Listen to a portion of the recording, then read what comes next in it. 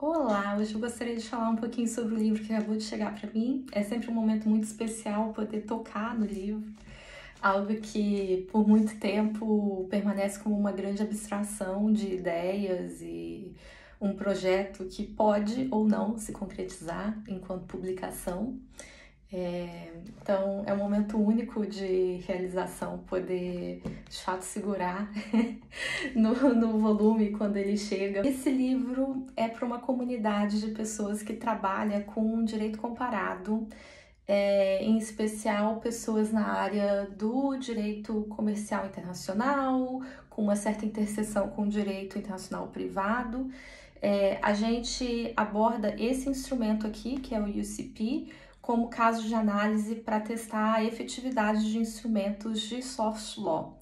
Então, são cerca de 27 capítulos com uma análise específica por jurisdição, e a gente tem 3 capítulos iniciais tentando dar, acho que, um panorama geral sobre o tema. Então, tanto do ponto de vista de tentar equalizar isso nas diversas situações em que um instrumento de soft law, fazendo um parênteses aqui para quem não conhece o termo, esse é um tipo de diretriz internacional que é criada muito possivelmente por um organismo internacional. Nesse caso, o UCP foi criado em 1933 pela ICC, que é a International Chamber of Commerce, e já tem várias versões. Então, de 1933 até os dias atuais, tem várias edições em que isso vai sendo refinado de acordo com a prática.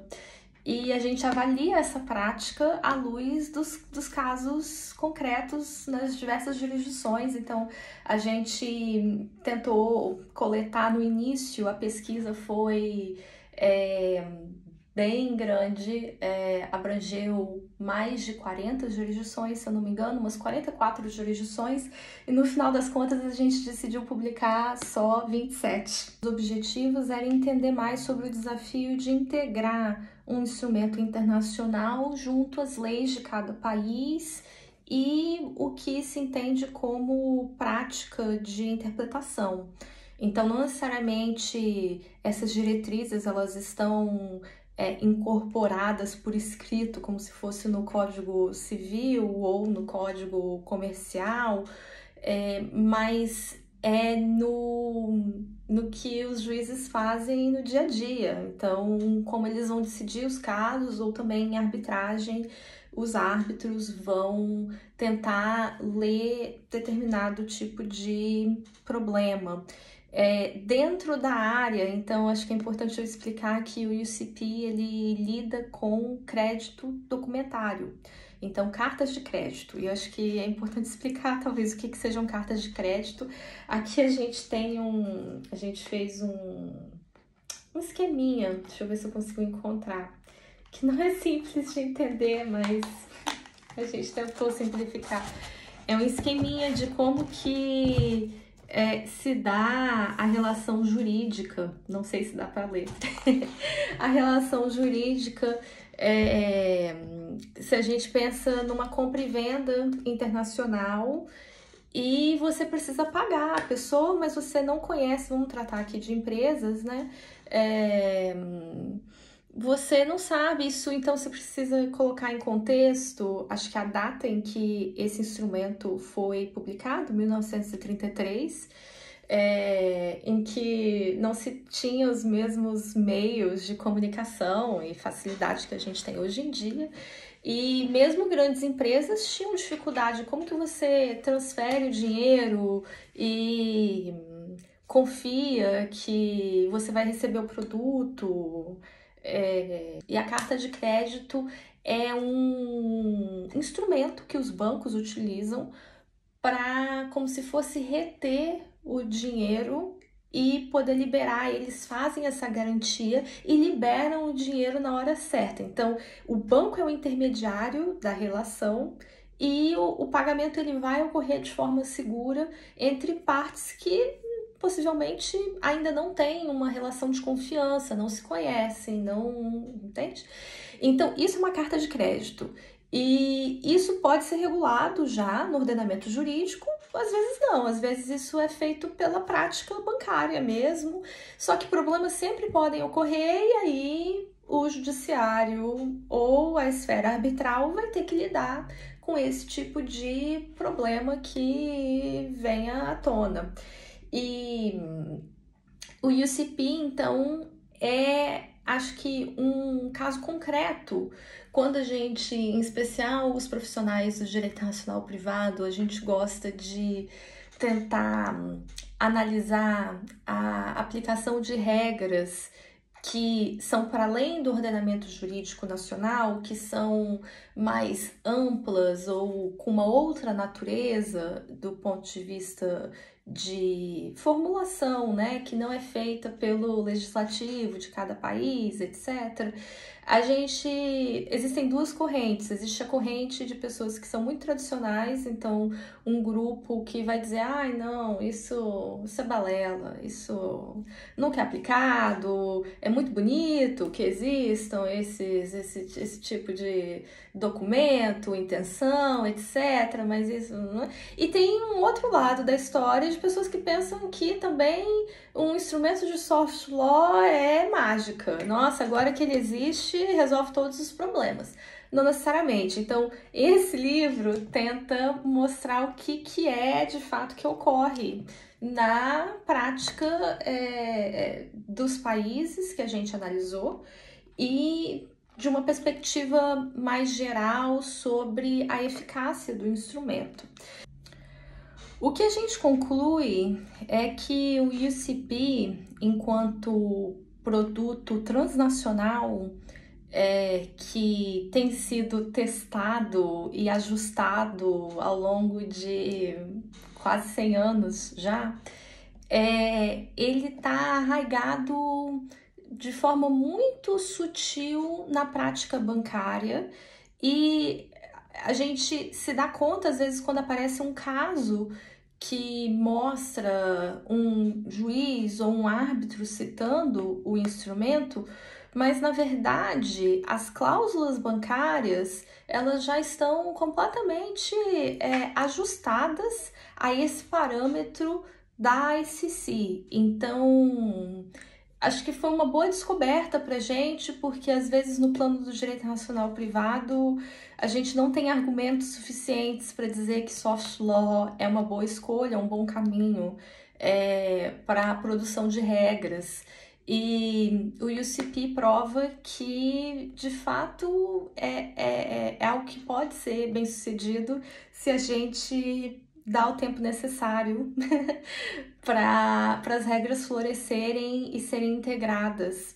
Não necessariamente pela via formal, então alguns países, digamos, copiaram a fórmula e passaram como lei, e que às vezes está dentro ou é um ato separado, ou está dentro do Código Comercial, alguns artigos, mas não necessariamente precisa ser assim, e que essa integração ela é feita pelas pessoas, pela comunidade que trabalha com o tópico, com os advogados que vão precisar de lidar com essas regras. Então esse livro tenta esclarecer alguns problemas corriqueiros que acontecem e que a gente ainda não tem talvez uma solução. Exemplo, fraude. O que acontece se o procedimento ele não é adequado,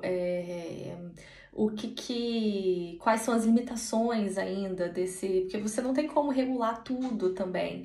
Então a gente tenta abordar essa zona cinzenta, onde talvez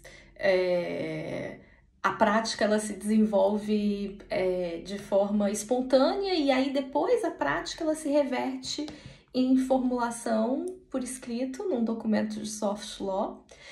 E o que eu aprendi, acho que em geral, é que para um instrumento de soft law ser bem sucedido, por um lado é necessário que exista um vácuo normativo ou que exista essa necessidade do ponto de vista de regulação internacional, então pode até ter regras nacionais, mas como isso funciona na integração de transações que são um pouco mais complexas e que envolvem outros países e que têm um porte global, às vezes é necessário ter uma série de princípios que regulem e que possam auxiliar os profissionais da área a lidarem melhor com o tema.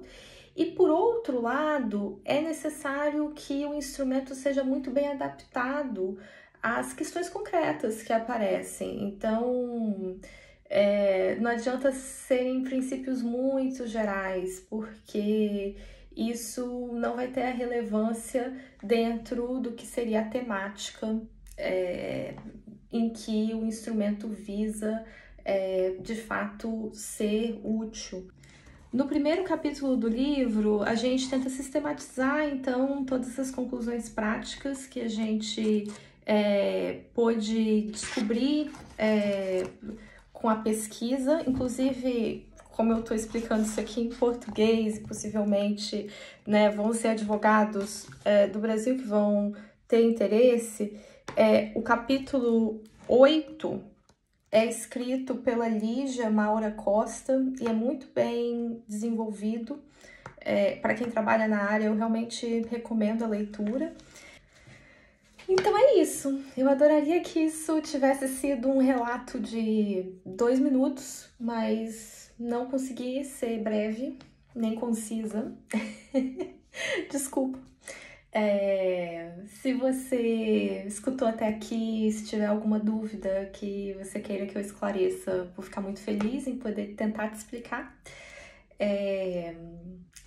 Não sei se é uma leitura para todos, mas de um ponto de vista pessoal, junto ao Lauro e a Genevieve, por muitos anos a gente trabalha o tópico da soft law e eu fico realmente contente que a gente tenha encontrado um objeto tão sólido para a gente poder desenvolver as nossas análises, ao invés de ter só teorias um tanto abstratas que funcionam num grupinho dos intelectuais que a gente se entende, mas que não consegue fazer tanto essa relação entre teoria e prática. Acho que os profissionais da área, baseado nas informações que a gente tenta destrinchar aqui no livro, podem avaliar a efetividade de fato do instrumento e tecer críticas também, que são sempre válidas. Então, a gente discute qual seria o futuro desse instrumento também, se esse instrumento ele permanece sendo algo que tem potencial ou não à luz das transformações do mundo digital. Acho que tem muito a ser dito ainda sobre esse tema para pessoas que estão mais envolvidas com acho que a realidade dessas transações. E esse livro é só um começo, então eu espero que a gente esteja, acho que, mostrando o caminho. E do ponto de vista metodológico, eu convido as pessoas a tentarem entender um pouco melhor como que a gente chegou às conclusões que a gente apresenta aqui e como a pesquisa foi desenvolvida. A gente estabeleceu um questionário e esse questionário ele foi disseminado entre vários advogados e pessoas que trabalham na área, e isso auxiliou os autores de cada capítulo a terem, acho que, um norte mesmo, um norte de como apresentar os dados sem ser completamente específico da maneira que cada pessoa vê o tema com as próprias lentes do país. Então, isso permitiu que a gente pudesse pudesse estabelecer pelo menos um mínimo denominador comum. Se essa é a maneira adequada de desenvolver pesquisa em direito comparado, aí essa é uma outra questão para eu discutir com colegas. Mas é o que a gente pode fazer no momento e gostaria de saber também como que vocês vão ler essa obra. Então, fico à disposição e obrigada!